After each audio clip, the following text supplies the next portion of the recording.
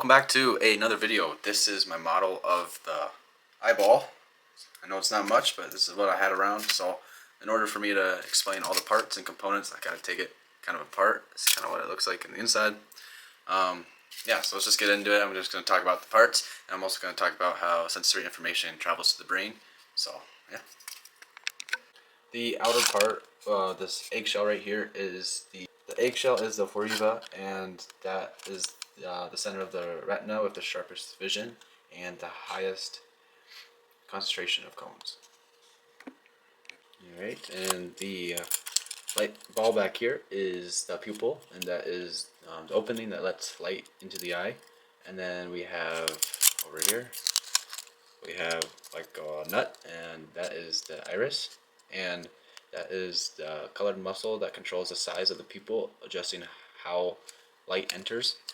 And then we have the retina right here, which is the tinfoil, and that is the light sensitivity layer of the back of the eye where visual information begins. And then we have the corona, that is this tape right here that's over the nut, and that is the clear curved front surface that begins bending incoming light.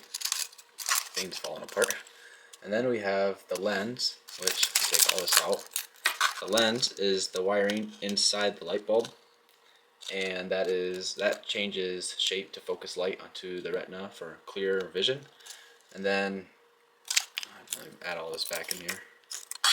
And then we got this pink paper here. That is the civial muscle, and that this pulls or relaxes to change the lens's shape during focusing.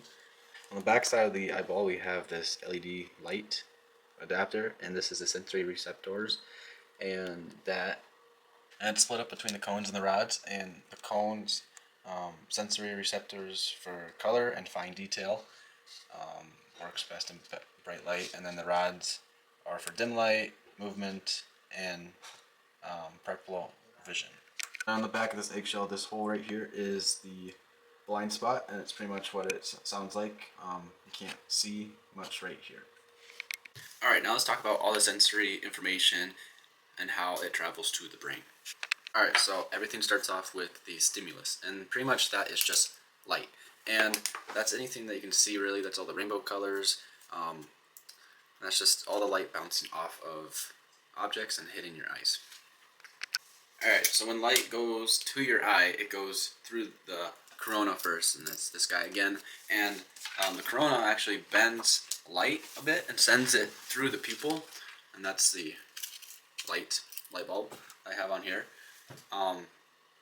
That black circle in your eye, it gets bigger or smaller depending on how bright it is and how much light is going through. And then it hits the lens. Alright, the lens is pretty much an autofocus of your eyes. It changes shape to keep things like sharp, and this process is called accommodation. And that's just like looking at something further away, the lens gets flatter, and then looking at something closer, the lens gets more round. Right now we got the retina, rods, and cones and what they do. So the rods, they are super sensitive. They are great for low light. They are mostly in your closer vision, and they detect motion and shades of gray. And cones are packed in your foria, and they are like the center of your vision. They kind of need more light, and they detect color and fine detail. So pretty much when you're reading or scrolling on your phone, that uses your cones. And then when you're stumbling in the dark, trying to find something and not trying to trip, that is your rods. Right. When the light hits the rods and the cones, it just doesn't just see it, but it actually converts it into an electrical signals. And this step is called transduction. As the movement of your eye stops being the camera and starts being part of your nervous system.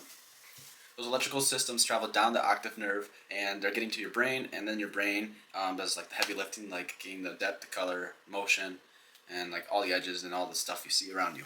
So that's pretty much the whole journey. The light hits your eyes, the lens focuses it, and then the rods and the cones turn it into signals, and then your brain turns those signals into entire vision experiences. Pretty wild for something that happens non-stop without you even thinking about it. If you like this breakdown, hit that subscribe button, and I'll see you guys in the next video.